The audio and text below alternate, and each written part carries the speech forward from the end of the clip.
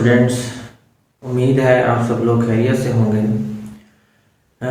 Student, आज हम जो टॉपिक डिस्कस करने लगे हैं वो हमारे प्रीवियस टॉपिक से काफ़ी हद तक मिलता जुलता है।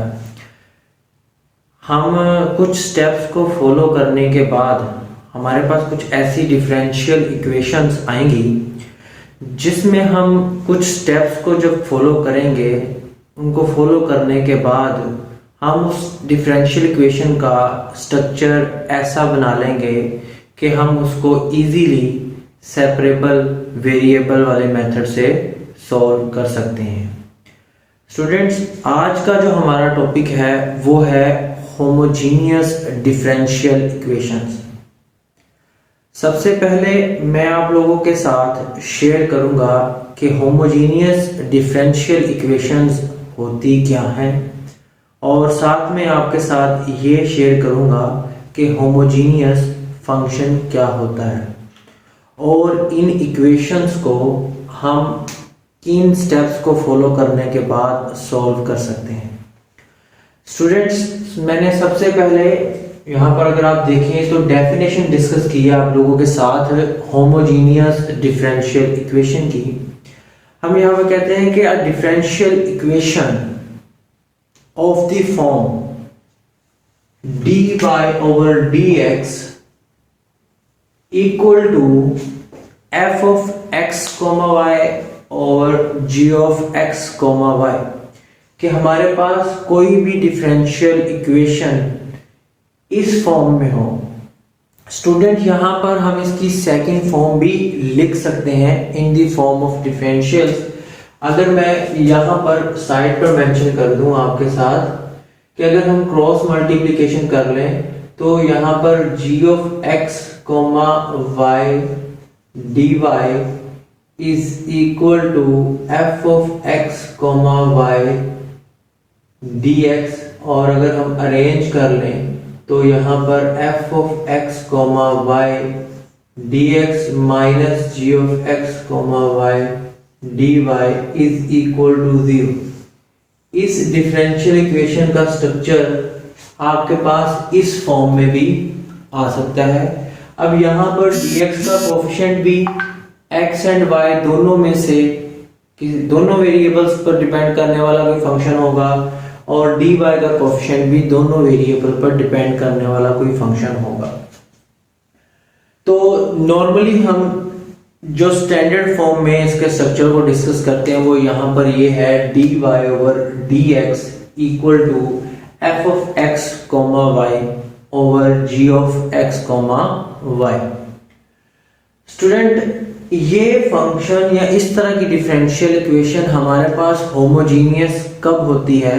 जब हम इन दोनों फंक्शंस के ऊपर ये कंडीशन अप्लाई कर दें कि these two functions f of x comma y and g of x comma y are homogeneous of same degree, कि ये जो दो फंक्शन हैं ये फंक्शन होमोजीनियस फंक्शन हो ऑफ सेम डिग्री, यानी कि इनकी डिग्री भी सेम होनी चाहिए। तो अभी आपके साथ मैं पहले डिस्कस करता हूं कि होमोजीनियस फंक्शन क्या होते हैं। होमोजीनियस फंक्शन के लिए मैंने यहां पर एक फंक्शन लिखा है कि f of x, y is said to be homogeneous function, कि ये जो स्ट्रक्चर है f of x, y ये होमोजीनियस फंक्शन कब होगा? when of degree n if it can be written as। Homogeneous function होने के लिए स्टूडेंट्स आप देखें ये वो कंडीशन है जो फुलफिल होनी चाहिए। अगर कोई फंक्शन इस कंडीशन को फुलफिल करता है तो वो होमोजीनियस फंक्शन है क्या होगा। अब ये कंडीशन क्या बता रही है? ये कंडीशन में हम देखें कि अगर हमारे पास कोई फंक्शन डिपेंड कर रहा है x और y वेरिएबल पर, अगर हम उन दोनों वेरिएबल्स को रिप्लेस करते हैं with t as a common scalar quantity या कॉमन वेरिएबल भी कह सकते हैं, नॉर्मली हम यहाँ पर एज अ स्केलर भी यूज कर लेते हैं, कि हमारे पास t के x और y जो दो वेरिएबल हैं इन दोनों वेरिएबल्स को हम रिप्लेस कर दें t of x and t of y से। रिप्लेस करने के बाद जब वहां से हम अगेन उस फंक्शन में से t कॉमन लें, तो कॉमन लेने के बाद उसके ऊपर आने वाली जो पहली बात तो कॉमन आने के बाद वो फंक्शन आपको दोबारा से वही मिलना चाहिए जो पहले था। दूसरा, कॉमन आने के बाद उसके ऊपर जो आपको पावर नजर आ रही होगी वो डिसाइड करेगी कि हमारे पास ये जो होमोजीनियस फंक्शन है वो किस डिग्री का है। अब यहाँ पर पावर n आ रही है तो इसलिए हम इसको बोलेंगे कि this is the function homogeneous function of degree n। अगर यहाँ पर कोई और पावर आ रही होती तो ये होमोजीनियस फंक्शन उसी पावर का होगा। इसी बात को एक्सप्लेन करने के लिए मैंने यहाँ पर एक एग्जांपल ली है कि अगर आपके पास f ऑफ x ये फंक्शन है, अब हमें इसको चेक करना है कि क्या ये होमोजीनियस है या नहीं है। तो हम x और y वेरिएबल को tx एंड ty, आप t की जगह कुछ और भी ले सकते हैं, जरूरी नहीं यहाँ पर हमेशा t लेना है, कोई भी आप वैल्यू यहाँ पर ले सकते हैं, लेकिन वो सेम वैल्यू से रिप्लेस करना है। अब जब मैंने यहाँ पर t से रिप्लेस किया तो आप देखें कि ये रिप्लेसमेंट के बाद इधर भी tx एंड ty आया और इधर भी x के साथ tx और यहाँ पर ty आया। अब स्टूडेंट ये दोनों कॉमन थे तो ये मल्टीप्लाई हुए तो इनकी पावर स्क्वायर होगी, ऊपर इनके रूट आ रहा था, तो जब ये स्क्वायर वाली वैल्यू रूट से बाहर जाएगी तो सिंपल ये हो जाएगी। अब आप देख सकते हैं कि यहाँ पर ये जो इतनी वैल्यू है जिसको मैं अंडरलाइन कर रहा हूं, ये आपका दोबारा से वही फंक्शन मिल गया जो स्टार्ट पे था और ये अगर कॉमन बाहर आ गया। अब ये जो कॉमन मल्टीपल के तौर पर बाहर आ गया है, ये t डिसाइड करेगा, इसकी पावर डिसाइड करेगी कि ये होमोजीनियस फंक्शन हमारे पास है किस डिग्री का है। तो आप t पर देखें कि t के ऊपर होल पावर क्या आ रही है 1, तो हम इसको कह सकते हैं कि f of x, y is a homogeneous function of degree 1, कि ये हमारे पास क्या है, this is a homogeneous function of degree 1, क्योंकि यहाँ पर बाहर आने वाले t के ऊपर पावर 1 है तो इसलिए हम इसको homogeneous function of degree 1 कहेंगे। जी अब हम आते हैं अपनी होमोजेनियस डिफरेंशियल इक्वेशन के सॉल्यूशन की तरफ कि हम इसको कैसे सॉल्व करेंगे। स्टूडेंट यहाँ पर देखेंगे कि सॉल्व करने के लिए हमारे पास होमोजेनियस डिफरेंशियल इक्वेशन में x और y दो वेरिएबल्स दिए होंगे। हमने यहाँ पर रिप्लेसमेंट करनी है वेरिएबल की। कैसे? हम यहाँ पर y को इक्वल टू रिप्लेस करेंगे vx के। ये होमोजेनियस डिफरेंशियल इक्वेशन को सॉल्व करने की मेथोडोलॉजी है कि जहां पर भी आपका y पड़ा होगा आपने उसको रिप्लेस कर देना है vx के साथ, ठीक है। और रिप्लेस करने के बाद आपने उसका डेरिवेटिव लेना है। जब आप डेरिवेटिव लेंगे तो आप देखेंगे कि ये y का डेरिवेटिव dy ओवर dx आ गया। उसके बाद यहां पर v भी आपका वेरिएबल है, v भी आपका वेरिएबल ही है, x भी आपका वेरिएबल ही है। हम इन दोनों के ऊपर प्रोडक्ट रूल अप्लाई करेंगे। कौन सा रूल? Product rule. जब हम ये प्रोडक्ट रूल इनके ऊपर अप्लाई करेंगे तो आप देखेंगे कि यहां पर x एज इट इज आया, v का डेरिवेटिव एग्जिस्ट कर गया, plus v as it is आया, और जब x का डेरिवेटिव हुआ तो वो 1 होगा, तो प्रोडक्ट में 1 लिखने की हमें जरूरत नहीं होती। तो ये वो स्ट्रक्चर है जो आपके पास कन्वर्ट होके आ जाएगा। अब डिफरेंशियल इक्वेशन में जब हम ये सब्स्टिट्यूशन कर देंगे जो हमारे पास रिक्वायर आई है, तो आपके पास जो नया स्ट्रक्चर सामने आएगा आप उसको इजीली सेपरेटिंग वेरिएबल वाले मेथड के साथ सॉल्व कर सकते हैं। इसलिए मैंने यहाँ पर लिखा then by the method of separable variable we can solve the homogeneous differential equation. अब नेक्स्ट स्टूडेंट हम इससे रिलेटेड क्वेश्चंस डिस्कस करते हैं। तो आपको ये सारी बातें जो मैंने अभी आपके साथ शेयर की हैं बहुत अच्छे तरीके से इंशाल्लाह क्लियर हो जाएंगी।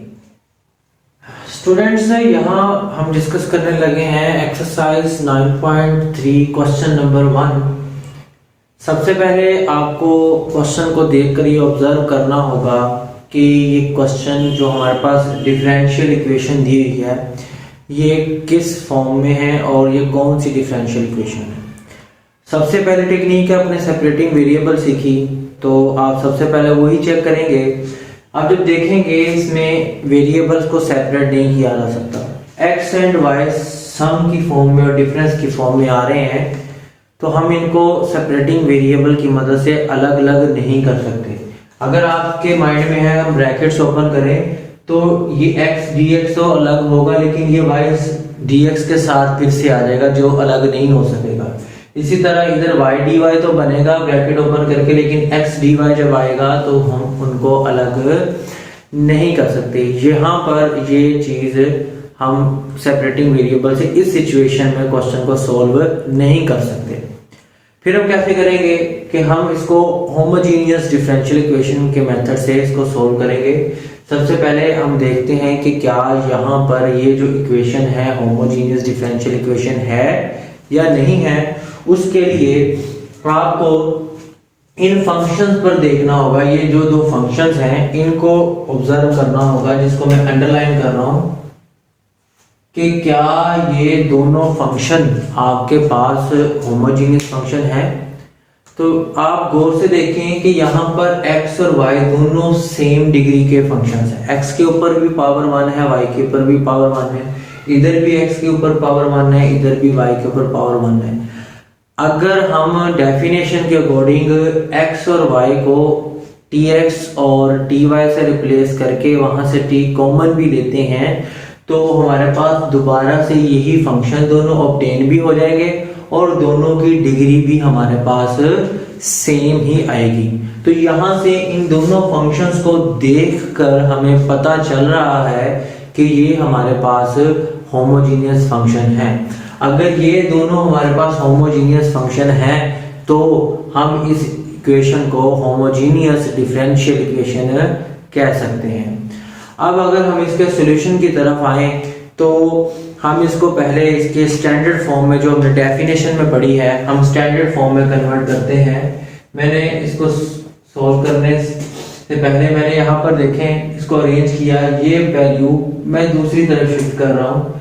यहाँ पर आपके पास x plus y d y is equal to minus of x minus y d x आ जाएगा। ये वाला पूरा फंक्शन मैंने इक्वलिटी के इस तरफ शिफ्ट किया तो उसका साइन क्या आ गया, नेगेटिव।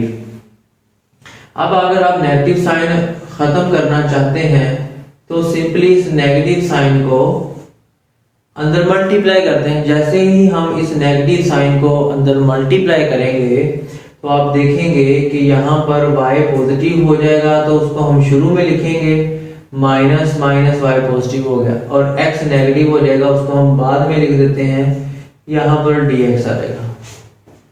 इस तरह अरेंज करने के बाद हम इसको इसके स्टैंडर्ड फॉर्म में लिख सकते हैं। dx को इधर शिफ्ट किया तो यहाँ पर dy ओवर dx आ गया, और यहाँ पर हम इसको लिख सकते हैं y minus x over x plus y।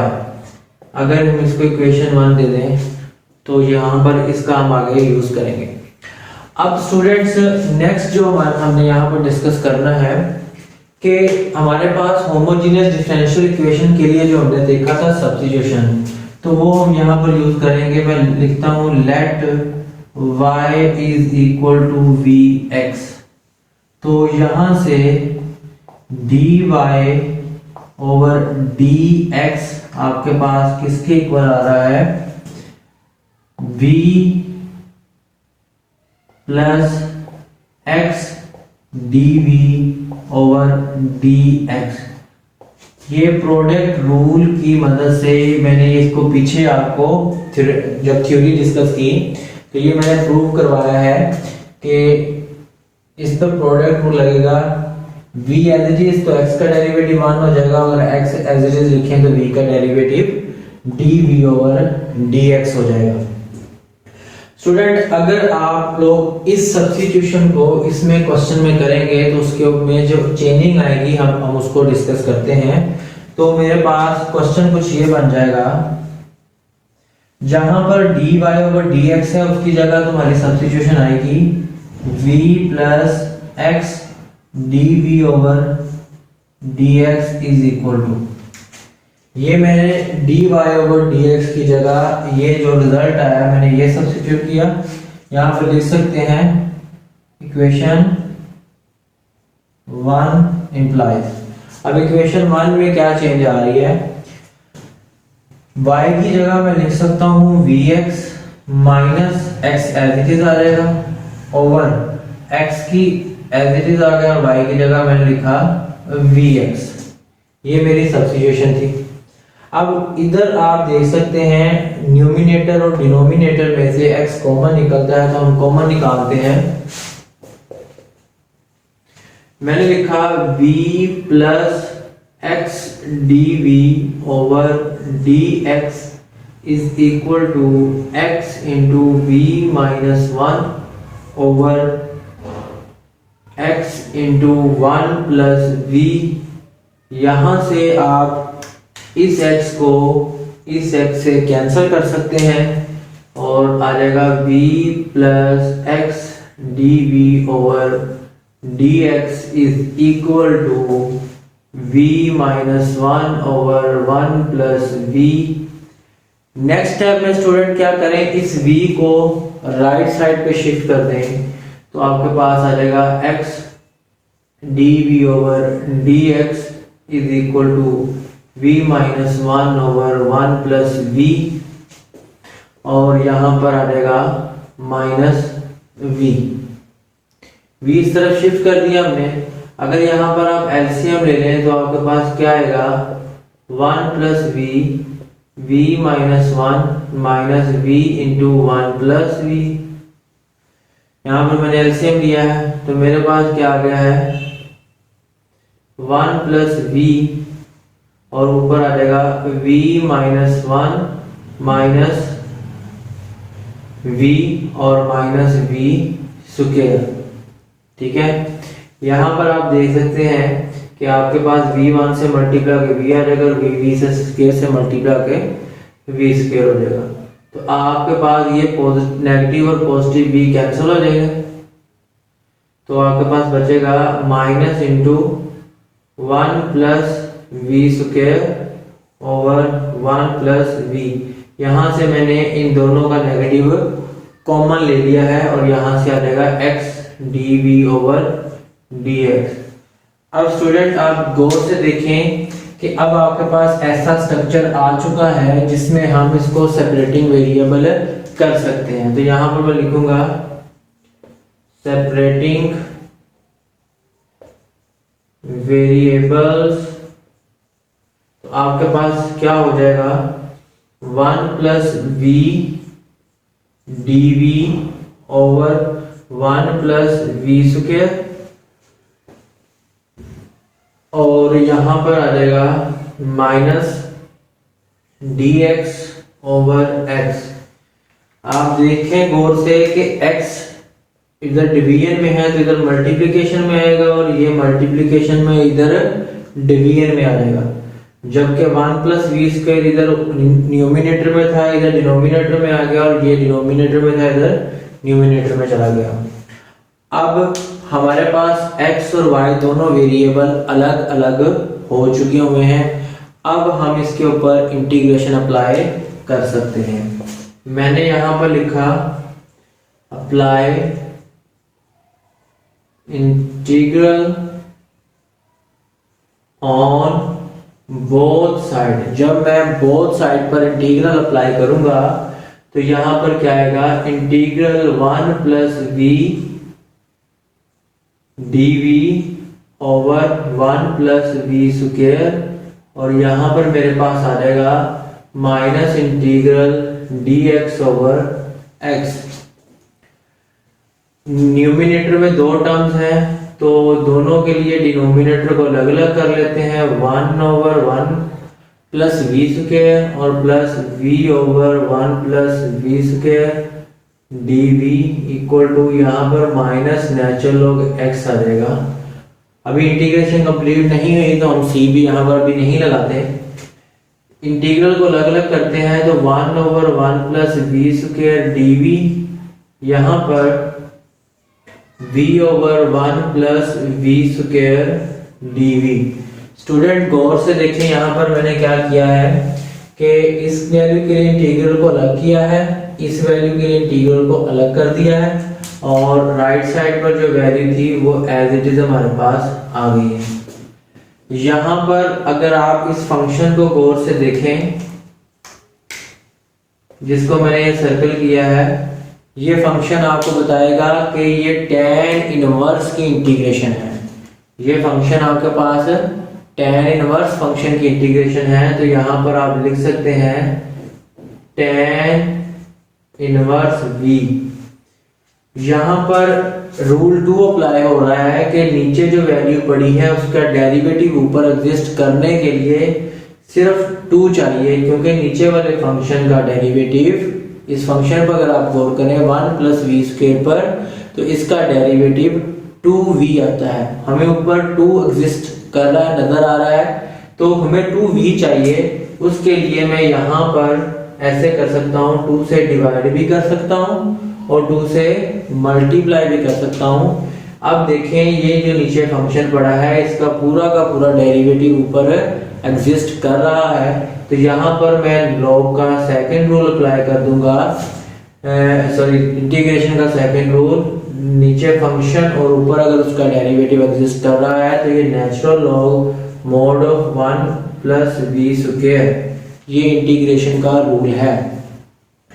और यहाँ पर आ जाएगा minus natural log x plus and भी अब लगा देंगे एक सी, क्योंकि सारी इंटीग्रेशन कंप्लीट हो चुकी है। अब स्टूडेंट्स यहाँ पर हम अगर आप दोबारा से इधर देखें तो हमें v की वैल्यू यहाँ से क्या निकलती है, v आपके पास आता है y/x।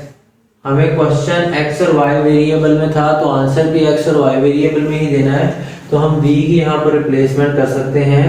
आप देखिएगा गौर से, tan इनवर्स y/x। यहाँ पर लॉग की प्रॉपर्टी यूज करेंगे कि पावर पड़ी है, जो भी नेचुरल लॉग के शुरू में नंबर पड़ा है वो कहाँ पर जाएगा, पावर में। जब 1/2 पावर में जाएगा तो पावर में जाकर ये बन जाएगा natural log square root of 1 plus v square. अब यहाँ पर आप v की वैल्यू भी रिप्लेस कर सकते हैं।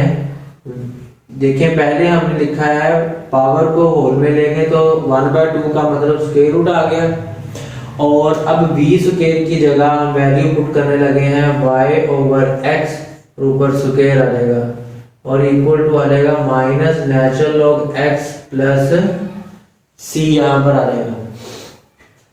स्टूडेंट यहाँ पर ये वैल्यू आपके पास tan inverse y/x as it is आ जाएगी, और प्लस के बाद नेचुरल लॉग, इसका अगर मैं एलसीएम लूं तो ये y square over x square है, बेसिकली होल स्क्वायर है ना, तो इसको हम y square over x square कह सकते हैं। तो एलसीएम में जो एक्स स्क्वायर, अगर मैं इसका एलसीएम लेता हूं तो यहाँ पर x square plus y square आ जाएगा, और यहाँ पर आ जाएगा ये नेगेटिव इधर आके पॉजिटिव हो जाएगा नेचुरल लॉग एक्स, और उधर क्या रह जाएगा, सिंपल सी। अब यहाँ पर आप अगर देखें कि tan इनवर्स y/x को मैंने एज इट इज लिखा, लॉग की प्रॉपर्टी भी है कि अगर उसके सामने कुछ चीजें डिवाइड हो रही हों तो हम उसको सब्ट्रैक्शन की फॉर्म में लिख सकते हैं। तो मैंने डिवीजन में शो करवाने के लिए मैंने इसको x square plus y square लिखा, और नीचे वाले स्क्वायर को मैंने स्क्वायर रूट से जब निकाला तो वो सिंपल रह गया x। यहाँ पर आ जाएगा natural log x is equal to c। यहाँ पर हमारे पास tan इनवर्स y/x। यहाँ पर गौर कीजिएगा स्टूडेंट्स, मैं लॉग की प्रॉपर्टी यूज करने लगा हूँ कि नेचुरल लॉग के सामने दो चीजें डिवाइड हो रही हैं, तो natural log square root x plus y square as it is. Denominator वाली को वैल्यू को हम नेगेटिव के बाद लिखते हैं। यहाँ पर नेक्स्ट ये वाला natural log x as it is आ रहा है और ये सी। अब आप देख सकते हैं कि ये पॉजिटिव और नेगेटिव वैल्यू कैंसिल हो जाएगी, तो हमारे पास tan inverse y over x plus natural log square root x square plus y square और आखिर पर आ जाएगा constant c is required answer. ये हमारे पास कंप्लीट सिंप्लीफिकेशन के बाद आंसर आ चुका है एक होमोजीनियस डिफरेंशियल इक्वेशन का, जिसको हमने अभी सॉल्व किया। जी स्टूडेंट, अब मैंने जो क्वेश्चन आप लोगों के साथ डिस्कस करना है उसमें ट्रिग्नोमेट्रिक फंक्शन भी शामिल है। तो अक्सर बच्चे सिंपल फंक्शन के बाद ट्रिग्नोमेट्रिक फंक्शन देखकर कंफ्यूज हो जाते हैं कि अब इनको कैसे करेंगे, हालांकि इसमें भी ऐसा कुछ नहीं होता। ये भी एक बहुत ही सिंपल और इजी ही फंक्शन है। हम इसको भी वैसे ही इन्हीं स्टेप्स को फॉलो करते हुए करेंगे। तो देखिएगा कि सबसे पहले हम इसको जो होमोजीनियस डिफरेंशियल इक्वेशन है इसके लिए आप शॉर्टकट सिंबल भी यूज कर सकते हो, H dot D dot E homogeneous differential equation. उसके जनरल फॉर्म में लिखते हैं, तो उसके लिए मैंने पहले लिखा dy over dx is equal to, देखें ये dx इधर आ गया, वो इधर आके डिवाइड होगी y sine y over x minus x over यहाँ पर आ जाएगा x sine y over x। यहाँ पर ये वैल्यू हमारे पास सिंपल हो चुकी है। अब स्टूडेंट ये हमने अरेंज कर लिया है। अब हम सिंपल क्या करते हैं कि जो सब्स्टिट्यूशन करनी है वही लेट करते हैं। Let y equal to v x, this implies that v equal to y over x। ये आपके पास v की वैल्यू भी आ गई और इसका जो डेरिवेटिव है dy ओवर dx आप प्रैक्टिस कर लें, वो सेम ही आ रहा है x dv ओवर dx। ठीक है, ये हमने रिप्लेस करना है। ये आपकी इक्वेशन 1 थी। नाउ अब बच्चे देख सकते हैं कि ये इक्वेशन 1 है। मैं लिखता हूं नाउ इक्वेशन 1 बिकम्स, इक्वेशन 1 क्या बनेगी, dy ओवर dx की जगह मैंने लिखा v plus x dv over dx is equal to, अब यहां पर y की जगह मैंने लिखा vx, ये y, और साइन y ओवर x की वैल्यू मैंने डायरेक्ट लिख दी sine v minus x over, यहां पर लिखा मैंने x, sine y over x की जगह मैंने लिखा v। अब आप देख सकते हैं कि यहां से x कॉमन आ रहा है, x कॉमन लेकर ये बन गया v साइन v माइनस 1 और नीचे आ गया x साइन v, ये इससे कैंसिल हो गया। अब हमारे पास नेक्स्ट क्या होगा कि x dv ओवर dx, ये हमने लिखा, इस v को इस तरफ शिफ्ट करते हैं तो हमारे पास देखिएगा क्या आता है v sine v minus 1 over sine v minus v। ये वाला जो v इधर ऐड हो रहा था इस तरफ शिफ्ट किया तो नेगेटिव v हो गया। यहाँ पर इसका एलसीएम ले लेते हैं, साइन v ये हमारे पास है v sine v minus 1 minus v sine v। Student यहाँ पर पॉजिटिव v साइन v पड़ा है, ये नेगेटिव v साइन v पड़ा है, तो हम इसको कैंसिल आउट कर देंगे तो हमारे पास आ जाएगा माइनस 1 ओवर साइन v और यहाँ पर x dv ओवर dx। अब आप देख सकते हैं स्टूडेंट्स कि हमारे पास ये जो स्ट्रक्चर आ चुका है ये सिंपल ऐसा स्ट्रक्चर है जिसको हम इजीली सेपरेटिंग वेरिएबल कर सकते हैं। तो मैंने लिखा सेपरेटिंग वेरिएबल्स, तो ये हो जाएगा dv और ये साइन उधर जाएगा मल्टीप्लाई हो जाएगा तो साइन v dv और यहाँ पर आ जाएगा x 1 से dx ये 1 से मल्टीप्लाई होगा तो dx और ये x इधर आके डिवाइड हो जाएगा। तो अब हम यहाँ पर करते हैं apply integral on both side. तो यहाँ पर आ जाएगा sine v dv is equal to minus integral dx over x। अब यहाँ पर साइन की इंटीग्रेशन आपको आनी चाहिए। साइन की इंटीग्रेशन होती है minus cos v equal to, यहाँ पर x डिनोमिनेटर में है तो 1 ओवर x की ये फॉर्म बन रही है, तो इसकी इंटीग्रेशन माइनस वैसे ही आ गया नेचुरल लॉग ऑफ x, और एंड पर आ जाएगा हमारे पास। यहाँ पर देखें इस नेगेटिव को अगर आप कॉमन लेना चाहते हैं, जैसे मैंने डिफरेंशियल इक्वेशन के जो लेक्चर के स्टार्ट में कहा था कि आप कांस्टेंट अपनी सिचुएशन के अकॉर्डिंग ले सकते हैं, तो यहाँ पर कांस्टेंट अगर मैं माइनस सी ले लेता हूँ तो दोनों तरफ से नेगेटिव कॉमन लेंगे, cos v equal to negative common ले natural log mod of x plus c, और ये कैंसिल हो जाएगा तो हमारे पास simply cos v is equal to आ जाएगा natural log of x plus c. अब यहाँ पर बचा है सिर्फ v, तो v की वैल्यू हम अगेन यहाँ पर पुट कर देते हैं। cos v की वैल्यू है y over x is equal to natural log mod of x plus c. ये हमारे पास रिक्वायर्ड रिजल्ट है।